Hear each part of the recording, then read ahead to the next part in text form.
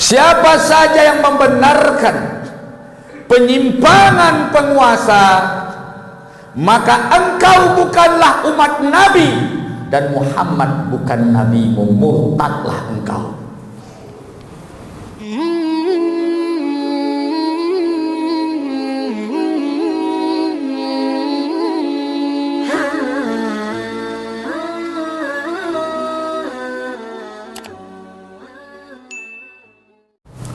Sidang jemaah Jumat yang dirahmati Allah, khutbah kita pada kesempatan ini adalah mawa'iz, pelajaran min qisasil ulama, tentang kisah-kisah ulama fi sujunil umara, dalam penjara para penguasa. Sidang jemaah Jumat yang dirahmati Allah, telah berfirman Allah Subhanahu wa taala dalam surat Al-An'am ayat 112, wa kadzalika ja'alna likulli nabiyyin aduwwa, dengan demikian telah dijadikan pada setiap nabi itu musuhnya, sayatinal insi wal jin, dari kalangan setan manusia dan setan jin. Dari sini sidang jemaah yang dirahmati Allah, kita paham bahwasanya setan itu terbagi dua, yaitu setan manusia dan setan jin. Setan manusia didahulukan pada ayat ini permusuhan kepada ulama dan agama, didahulukan daripada setan jin, karena ketika bermusuhan dengan agama, dengan ulama, maka setan manusia lebih berbahaya daripada setan jin. Sidang jemaah Jumat yang dirahmati Allah, tidak pernah setan jin menangkap ulama, tidak pernah setan jin mengurung ulama, menyakiti ulama, mempenjarakan ulama, mengeksekusi ulama, tidak pernah. Yang ada itu sidang jemaah yang dirahmati Allah, setan manusia yang menembaki para aktivis dan yang lainnya, itu dilakukan oleh setan manusia, tidak pernah dilakukan oleh setan jin. Maka pada ayat ini dahulukan kalimat sayatinal ins, setan manusia, wal jin, dan setan jin, dalam rangka menjelaskan wa kadzalika ja'alna likulli nabiyyin aduwwa, dengan demikian kami jadikan pada nabi itu musuhnya. Ketika Nabi Muhammad sallallahu alaihi wasallam dimusuhi oleh setan manusia dengan setan jin, karena risalah yang dibawa bukan karena Muhammad bin Abdullah, bukan karena Musa, tetapi karena risalah atau ajaran yang dibawa, karena Al-Quran, karena sunnah, karena ajaran Allah Subhanahu wa ta'ala. Ketika para ulama membawa risalah Islam, ketika ulama bicara tentang Al-Quran, ketika ulama bicara tentang sunnah, maka ketika itulah perlawanan itu muncul dari berbagai pihak yang anti terhadap Islam. Sidang jemaah Jumat yang dirahmati Allah, maka dalam sejarahnya setiap ulama-ulama itu dengan berbagai fenomenanya, ketika dia tidak setuju dengan kekuasaan yang melanggar aturan-aturan Allah Subhanahu wa ta'ala, maka banyak para ulama dipenjarakan dalam sejarah. Sidang jemaah Jumat yang dirahmati Allah, Imam Ahmad bin Hanbal dipenjarakan karena melihat suatu gerakan kesesatan yang dilakukan oleh penguasa, penyimpangan agama, ajaran-ajaran yang tidak sesuai dengan Al-Quran dan Sunnah, prinsip-prinsip yang melanggar akidah, ditolak oleh Imam Ahmad bin Hanbal. Di mana ketika itu sidang jemaah Jumat yang dirahmati Allah, ketika itu kaum Mu'tazilah mendekati Khalifatul Ma'mun, maka ketika itu Mu'tazilah dengan keyakinan Al-Quran adalah makhluk, kekuasaan didekatinya. Aliran sesat ini sidang jemaah yang dirahmati Allah berhasil mempengaruhi khalifah, maka ditetapkanlah Al-Quran itu makhluk. Setiap ulama-ulama yang menentangnya maka berhadapan dengan kekuasaan. Jadi sidang jemaah Jumat yang dirahmati Allah, jika aliran-aliran sesat mendekati penguasa, maka gerakan penguasa akan mengotori agama. Ketika itu sidang jemaah yang dirahmati Allah, dipanggil Imam Ahmad bin Hanbal, dipaksa mengatakan Al-Quran makhluk, maka Imam Ahmad bin Hanbal mengatakan Al-Quranu laisa bimakhlukin walakinnahu kalamullah. Al-Quran itu bukan makhluk, tetapi dia adalah kalamullah. Maka sidang jemaah yang dirahmati Allah, diberi waktu untuk berpikir Imam Ahmad, kemudian dipanggil lagi, ditangkap, akan dipenjarakan. Maka keluarganya berkata dan murid-muridnya, wahai Imam Ahmad, kenapa engkau tidak berdiplomasi saja, berpura-pura saja, akui saja dahulu, nanti engkau dipenjarakan dan disiksa. Kemudian ketika itu apa jawab Imam Ahmad dengan prinsipnya yang harus jadi prinsip yang ada para aktivis, para umat Islam, para ulama. Apa kata beliau? Iza ajabal alimu taqiyatan fal jahilu yajhal famata yatabayyanal haq. Jika seorang alim menjawab persoalan agama dengan pura-pura, menjawab persoalan agama dengan diplomasi sesat, fal jahilu yajhal, orang bodoh akan semakin bodoh. Famata yatabayyanal haq, kapan kebenaran akan terungkap. Maka ketika itu pasang badanlah Imam Ahmad bin Hanbal, ditangkap dan dipenjarakan, disiksa sepanjang waktu, disiksa, dicambuk di hadapan orang ramai. Maka sidang jemaah yang dirahmati Allah, Imam Ahmad bin Hanbal dipenjarakan dan disiksa karena persoalan mempertahankan kebenaran akidah. Ada imam sidang jemaah yang dirahmati Allah, jika seorang ulama tidak sesuai dengan prinsip politik, kebijakan-kebijakan politik yang diambil oleh penguasa, maka ketika itu akan dipenjarakan juga ulama. Tersebutlah kisah Syekh Iz bin Abdissalam. Siapa Syekh Iz bin Abdissalam? Dia adalah bergelar Sultan Ulama. Sultan ulama, dia bermazhab Syafi'i, dia menulis kitab Sajaratul Ma'arif, kitab Qawaidul Kubra, dan dialah ulama nomor 1 di zamannya ketika belum terjadi perang Ain Jalut, perang melawan Tartar. Maka ketika itu sidang jemaah yang dirahmati Allah, dia bertugas ketika itu seorang ulama resmi, seorang khatib resmi di masjid negara. Ketika itu bekerja samalah pemerintahan Islam Suriah, yaitu khalifah yang ada di situ, dengan orang Tartar tentang jual beli senjata. Sedangkan Tartar menggunakan senjata itu untuk memerangi umat Islam. Tartar ini sidang jemaah yang dirahmati Allah bekerja sama dengan umat Islam, ketika dengan kerajaan Islam.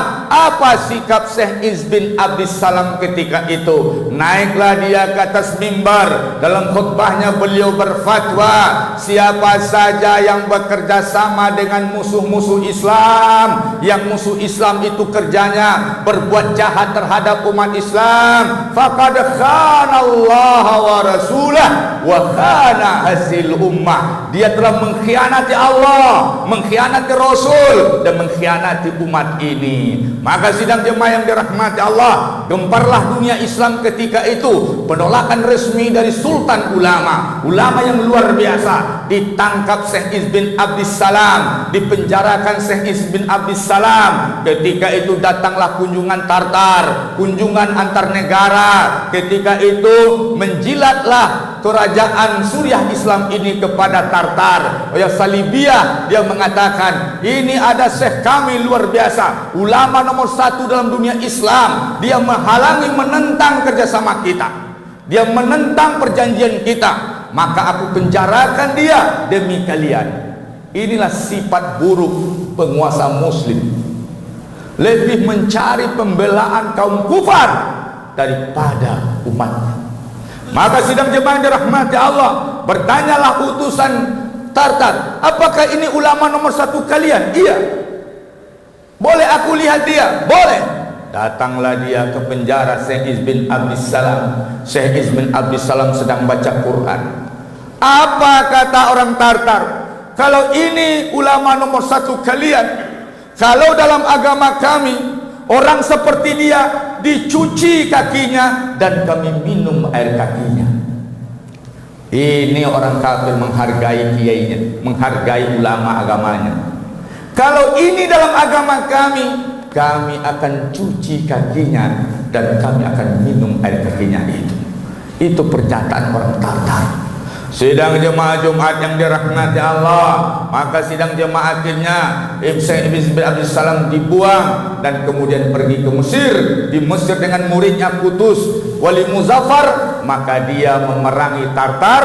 Tumbanglah Tartar ketika perang Ainun Jalut dipimpin oleh murid Syekh Ibn Abdus Salam, Jenderal Qutus Wali Muzaffar, cucu Salahuddin Al-Ayyubi. Maka akhirnya berjayalah Islam, tumbang Tartar sebagai negara adikuasa di tangan Qutus Wali Muzaffar, didampingi oleh gurunya Syekh Ibn Abdus Salam. Sidang jemaah Jumat yang dirahmati Allah, jika ulama tidak mau dirangkul oleh penguasa, dipenjarakan juga. Imam Abu Hanifah Nu'man, Imam Abu Hanifah Nu'man, dialah yang pengasas, pemilik mazhab Hanafi. Beliau lahir di Kufah. Di zaman Bani Umayyah, beliau disiksa, dicambuk. Di zaman Ja'far Al-Mansur Bani Abbasiyah, maka dia dipenjarakan. Di umur 70 tahun, disiksa setiap hari, dicambuk tiap hari, maka meninggallah Imam Abu Hanifah Nu'man dalam penjara. Seorang ulama yang luar biasa, yang Anda kenal mazhab Hanafi, dari 4 mazhab Hanafi, Maliki, Syafi'i, Hambali. Maka sang Imam Abu Hanifah Nu'man meninggal dalam penjara, dicambuk dan diracun. Maka berakhirlah ulama di dalam penjara dan kematian dalam tahanan. Sidang jemaah Jumat yang dirahmati Allah, tahukah Anda ulama wanita di Mesir pada tahun 70-an? Pada tahun 70-an, pesanan dari Eropa ketika pemerintah Islam bekerja sama dengan negara lain, sering salah satu syaratnya ulama-ulama yang tidak mau menjilat akan dihabisi. Ditangkaplah ulama wanita Zainab Ghazali, dipenjarakan Zainab Ghazali, ditulis dalam kitabnya Ayyamu fi Hayati. Dalam kitabnya Ayyamu fi Hayati, beliau ceritakan, aku ditangkap, dikurung sekian lama di tengah kegelapan, kemudian aku diseret kepada sebuah ruangan yang sangat terang sekali dengan cahaya, sehingga aku tidak melihat apa yang ada di balik cahaya. Maka saat itu ternyata puluhan dan belasan anjing serigala yang lapar sudah berada di sekitarku. Mereka dengan aumannya, dengan kondisinya yang kelaparan itu, dimatikan lampu yang terang itu, baru aku lihat sang anjing menyerangku. Aku tutup mataku, aku berserah diri kepada Allah. Aku rasakan gigitan demi gigitan, serangan demi serangan. Aku yakin tubuhku sudah robek-robek dan hancur, tapi aku masih sadar aku dalam kehidupan ala qaidil hayah. Akhirnya setelah selesai, aku ingin membuka mataku dan aku yakin tubuhku sudah bermandi darah, dan aku mempersiapkan mentalku untuk menyaksikan tubuhku yang sudah robek-robek. Tetapi ketika aku buka mataku, ternyata tidak satu pun di tubuhku bekas luka, tidak satu pun di tubuhku yang robek. Ternyata anjing-anjing serigala yang lapar itu bersimpuh di hadapanku sambil menggoyang-goyangkan ekornya.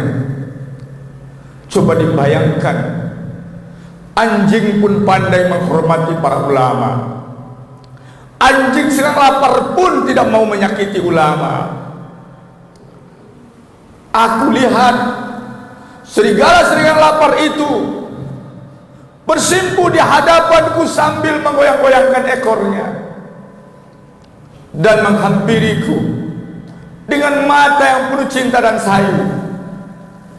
Anjing pun pandai menghargai ulama. Maka pada tahun 1971 bertukarlah rezim di Mesir. Dibebaskanlah Zainab Ghazali, yang setelah itu setiap saat dia dicambuk, setiap saat dia disiksa. Bahkan ada ulama lain yang tidak pernah dikasih makan, diambillah daging pahanya, digoreng dan dihidangkan untuknya. Al-ulama fi sujunil umara. Jadi untuk jadi seorang ulama yang istiqomah tidak seindah, semudah yang Anda bayangkan. Qala Rasulullah sallallahu alaihi wasallam, Rasulullah bersabda, al-mautu fi ta'atillah khairun min ma'siyah min al-hayati fil ma'siyah. Mati dalam ketaatan lebih baik daripada Anda hidup dalam maksiat. Rasulullah bersabda, Al-Quran wa sultan sataftariqan nuru ma'al kitab. Al-Quran dan kekuasaan suatu saat akan berpisah jalan. Maka ikutilah Al-Quran ketika Al-Quran berpisah jalan dengan kekuasaan.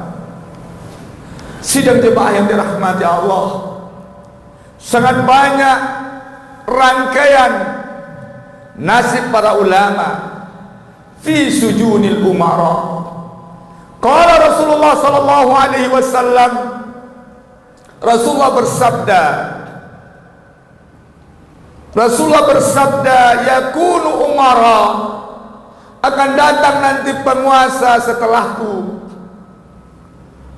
Iza ata'tumuhum, jika kalian taati mereka, ada khalukum nara, kalian akan dimasukkannya ke dalam neraka.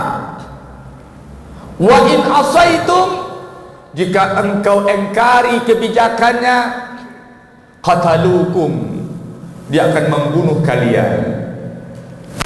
Kata sahabat, ya Rasulullah, tunjukkan cirinya kepadaku, biar aku lemparkan pasir ke wajahnya, aku ludahi wajahnya. Kata Rasulullah, tidak mungkin, justru mereka yang akan melempari dan meludahi wajahmu. Akan datang kekuasaan yang betul-betul mengalahkan kekuatan kebenaran. Namun prinsipnya, tetaplah Anda ma'al kitab, tetap Anda bersama kekuatan. Yang penting berada pada kebenaran. Ketika Imam Ahmad di penjara, penjaga penjara memanggilnya. Berkata Imam Ahmad, ya sahibas sijin, wahai penjaga penjara, kenapa engkau bawa aku ke sini? Wahai Imam, aku akan bertanya padamu. Apa kau tanyakan? Tentang hadis-hadis a'wan zulmah, para pembela kezoliman. Kata Imam Ahmad, hadis yang sahih tentang pembela kezoliman sangat banyak. Yang mana engkau mau? Saya bertanya pada engkau, ini ma'murun, saya ini hanya diperintahkan. Jadi orang yang melaksanakan tugas kezoliman di bawah selalu beralasan, saya terpaksa dan diperintahkan. Apakah saya ini min a'wani zulmah, seorang penolong kezoliman? Dijawab oleh imam, lah, engkau bukan penolong kezoliman. Dengarkan hadis Nabi dulu. Qala Rasulullah sallallahu alaihi wasallam li Ka'ab bin Ujrah, Nabi berkata kepada Ka'ab bin Ujrah, i'azakallahu min umara'i sufaha, Semoga Allah melindungi engkau dari penguasa yang sufaha, yang bodoh, tolol, jahat. Wa ma imaratus sufaha, apa itu penguasa sufaha? Maka Nabi menjawab, ya Ka'ab, umara sufaha la yahtaduna bihadi, dia tidak memerintah dengan hidayahku. Wala yastannuna bisunnati, tidak menerapkan hukum sesuai sunnah-sunnahku.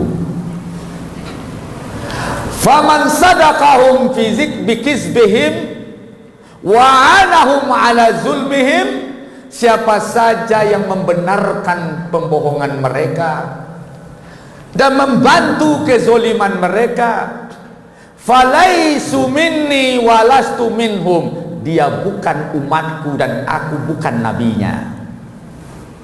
Siapa saja yang membenarkan penyimpangan penguasa, maka engkau bukanlah umat Nabi dan Muhammad bukan nabimu, murtadlah engkau.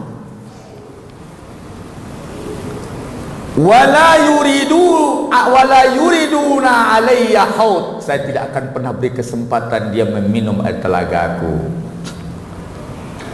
Izan, wahai imam, apakah aku ini penolong kezoliman? Tidak, engkau bukan penolong kezoliman.